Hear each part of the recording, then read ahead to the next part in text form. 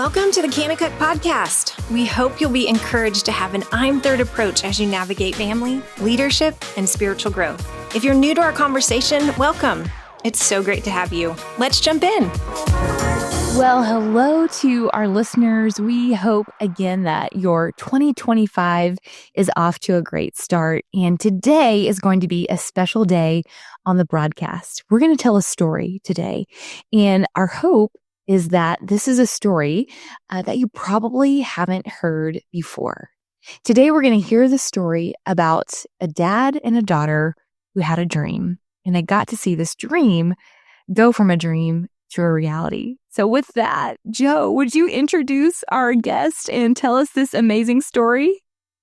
Beth Ann, it is with a very warm heart that we share this story, this very little known story with you today. It's a story about a dad and his little girl and a dream they dreamed together. And it just so happens that the little girl's my daughter, Jamie, and the dad is now an old man who still loves his daughter a lot. You know, every kid's your favorite. And we had 4 kids, and they're all my favorite. But whenever you're one of your kids, that kid's your favorite at that point. And when you're with one of your other children, they're your favorite at that point in life. But it just so happened when my daughter Jamie was 13 years old, she and I decided to go on a mission trip to Trinidad. And the idea of the mission trip was to take a bunch of Kanakuk kids and staff members and join a bunch of Trinidad Christian folks and to go door to door and to knock on 20,000 doors and to invite 20,000 homes to Christ. And it was an awesome trip for a dad and a daughter to go on together. And the fruit of the trip was wonderful. But on the way to Trinidad, Jamie and I had a stop in a beautiful island called Antigua. It was about a 3 or 4 hour layover. And we jumped in a taxi, and the taxi driver was named Roselle. He was a local gentleman, and he was a sweetheart. And as we toured the island, a beautiful little island with white sand beaches and beautiful blue water, he asked us where we wanted to go to lunch. And we said, well, we want to go to lunch where you go to lunch. And so he took us to a dive. And outside that dive, there was a sweet local lady living in poverty who had taken some local throwaway flour sacks. And she had taken these thrown away flour sacks that had really cool emblems on them. And she had sewn some garments together. And Jamie, who never wanted anything, she never wanted to go shopping. She never cared about clothes. She never cared about makeup. She didn't care about boys. She just loved God and loved Kanakuk and loved life. But she asked if she could buy one of those garments, and they were $5. And I was like, she actually wants something? And this beautiful, brown-eyed, delightful girl. And so we bought it, and we got on the airplane, and we started dreaming. And it was at that time that we were dreaming about a camp for city kids. There weren't camps for city kids in America. And it broke my heart because city kids deserve everything that anyone else does in the suburbs or anywhere else. And so we dreamed this dream together as a family to build this camp for city kids. But we didn't have $1 million. We never anywhere near $1 million. And we needed to raise $1 million to start the construction. And there on the airplane, we dreamed a dream. Why don't we start a teenage clothing company? And I turned to Jamie and I said, Jamie, you think those garments would sell in America? And Jamie, you turned to me. And what was it like for you at the taproot of this dream? Yeah, I mean, it was exciting. It was, I knew that whatever you did was going to be great. And I knew that you would support it and go beyond. I knew that, if I wanted to sell 20, you would make sure that we sold 200,000. And so it was exciting. I knew it was going to be a fun ride. And, I knew that, yeah, there was no scared, no hesitation, no anything. I knew that you were going to make it happen and make it really fun for me to do along the way. I had no idea what it was going to be. I thought it was going to be, maybe over by February, but I thought we'd still create a couple t-shirts and be done with it. And that's not what happened. Yeah. Tell us what did happen. Did you come up with a name for this project, and what did it end up actually being? What did you sell? How did you do it? So it was White Sands Clothing Company. Yeah, that was, I guess, as creative as we could be. But I don't remember exactly how it started, but through the grace of God, he opened doors through relationships that we had. We got to put our junior activewear into Dillard's almost immediately. And so White Sands Clothing Company was born, and we did spring line, summer line, fall line, Christmas line, and it took off. A couple of fun things, Beth Ann, about the Taproot. Jamie has very good taste. She's very creative, artistic, and Jamie's also really humble. It made a lot of money, and she never wanted a penny of it. She ended up in newspapers literally all over the world, magazines, was on television. We'll talk about that in a minute. That was really wild. But it raised several $100,000. And the fun thing about Peanut, as I said, it was all about the mission. And because it was all about the mission, God blessed the dream, and the dream came true. I think underneath the dream was the will of God. God wanted kids across America. We've now had 130 or 140,000 kids go to Kids Across America since we opened in 1978. The first camp that Jamie so significantly helped build was opened up in 1990. But God wanted the dream to come true. It was almost like, even though, God was using Jamie as, the centerpiece, headliner, if you will, it was God's dream. We were pawns on a chessboard. And, the purpose of the broadcast today is just to encourage people listening. Dream. Dream. And if God's in the dream, nothing can stop you. If God's not in the dream, it's not going to go anywhere. But it was God's dream to build Kids Across America. And it was God's dream to build White Sands Clothing Company in the process. One of my favorite things that we did, and it really didn't fully have to do with White Sands, but when we first bought the property for Kids Across America, and you and I got on horses, rode horseback through the property. And then I'm not 100% sure why we decided to camp out on the property that night. So it was us and the horses, and we didn't have a tent. I feel like almost we got a flat tire out there, but we didn't. And it snowed on us, but it was so cool to have gotten this property and then to sleep in the snow with our horses, just as the dream's coming, just to really be a part of it, in that way. And every time I walk on that property, I think about sleeping in the snow with the horses on that property as we were watching the dream come true. Yeah, we had run a horse named Red Man. And remember, Red Man took off with Brady. Brady was a little dude, 6, 7, 8. I don't know how old was he, Peanut. And Red Man just takes off running, and he almost kills Brady. Fell right off the back. This sounds like a true White family story. I wish our listeners could see my face as I'm listening to this. This is genuinely my first time to hear this story. And Joe, you said at the beginning, I think this is a story we're going to tell that not many people know. So I continue to be on the edge of my seat. But Joe, I think for a lot of listeners out there, they have dreams. How do you move a dream, from just a thought, an idea, when you feel like I have no idea where to start or what to do next? What would you say? Well, I've always called Jamie Peanut, and, Peanut was with us along the way. Our family grew up as camp grew up, and Jamie was traveling with Debbie Jo and I from the time she was, I don't know, a couple of weeks old. And she traveled with us for years and helped us actually recruit as we would go out and interview students along the way as a 7 and 8-year-old. But our little dream put me in the seat of an airplane next to a gentleman who had a friend who did fabric cutting and sewing. And that led to us calling Roselle and asking for all the flour bags he could possibly find on this beautiful island of Trinidad. And that led to a meeting with the Dillard family. And that led to a favorable relationship with the Dillard's clothing buyer for the junior line, with which we were part of.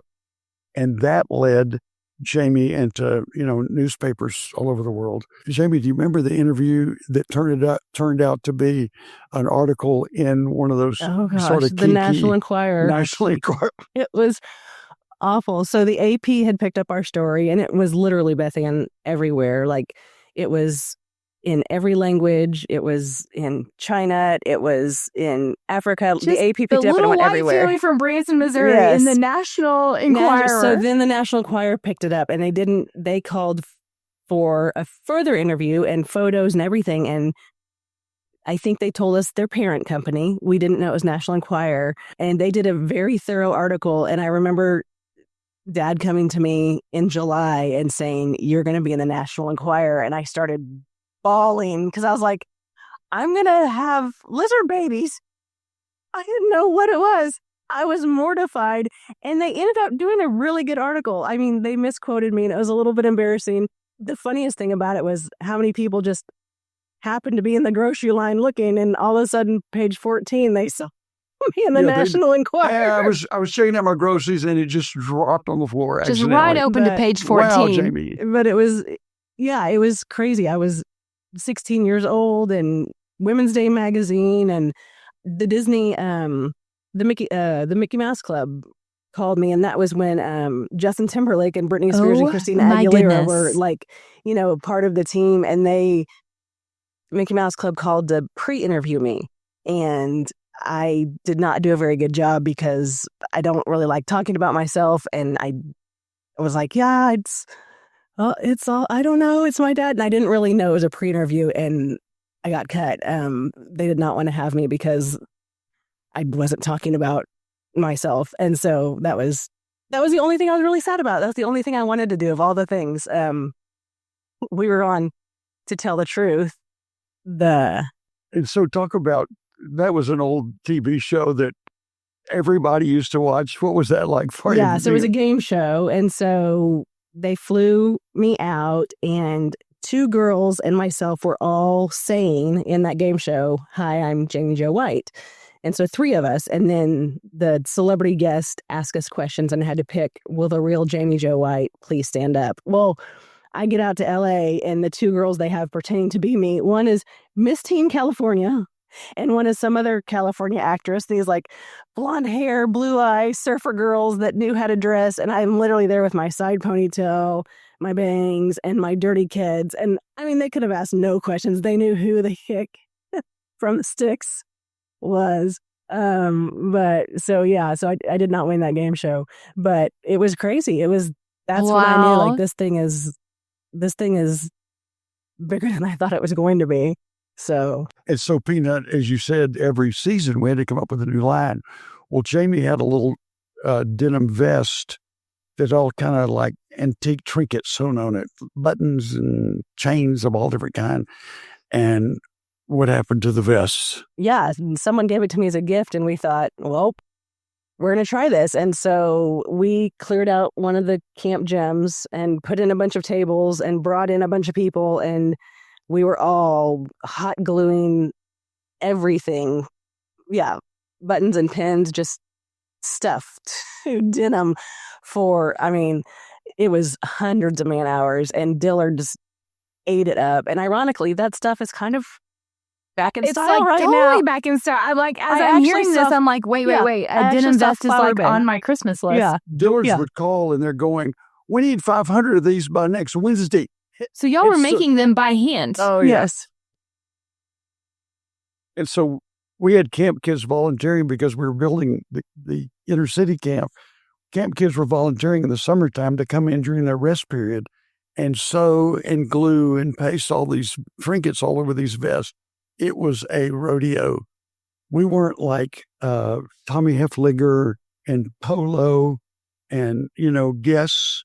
We were just Jamie and her daddy. This was a true family grassroots business here. My favorite thing about the clothing line, I mean, it was fun going to market in New York City and getting to like dream up designs, and that was fun. My favorite part is we put hang tags on all the clothes, and every hang tag had a letter from me to the girl who was wearing it. Yeah, teenagers were not fun for me. The piercing was not fun for me. Piercing. I just wrote from my heart to the girl that was hurting, and they wrote back. And I wrote back letters, and I corresponded with hundreds of girls who were hurting, and I was not alone hurting. And that was my favorite part, just to curl up in my room with those letters and to write them back and to be like, I feel you, like I know. And yeah, for me, that was the best part about the clothing line. You know, Kids Across America started, and it was great. And yeah, my focus just kind of became those girls. And that's what I missed the most when we were done with it, was that, hearing from hurting girls and getting to write back and be like, I know.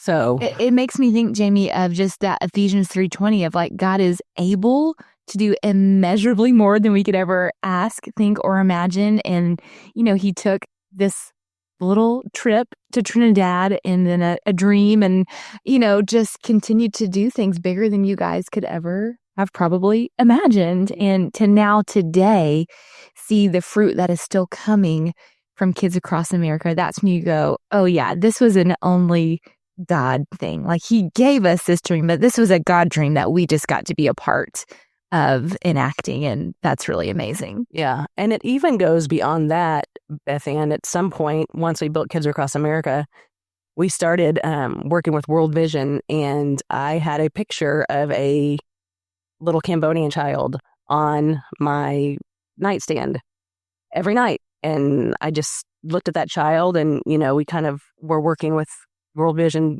building a hospital there. And I decided that I'm going to adopt one day. And that's, from a flour sack in Antigua to the picture of a Cambodian child on my nightstand, to whenever people say, why did you want to adopt? And I was like, I always knew I was going to adopt. Always. That was always my plan A. And, and so I have the children that I have because of a flour sack, so just, I mean, so much more than anything. I mean, it changed my life for sure. Beth Ann, for years, we've had the blessing of getting to work with parents all over the country and the world. Everyone that's a parent knows that parenting is the highest of the highs, and it's also the lowest of the lows. No one can hurt a parent like a child, and no one can hurt a child like a parent. People ask, how do you navigate being a dad? How do you navigate being a mom? There's a few just key points that you can hit. And if you hit those few key points, the chances of it coming out well are very, very high. And one of them is to dream dreams with your kids and to help your kids dream their dreams. And for you as a parent to get excited about their dreams, and for you to give a whole lot more applause than you give criticism along the way. And for you to be the one with gasoline tossing it on the fire to help your kids' dreams ignite.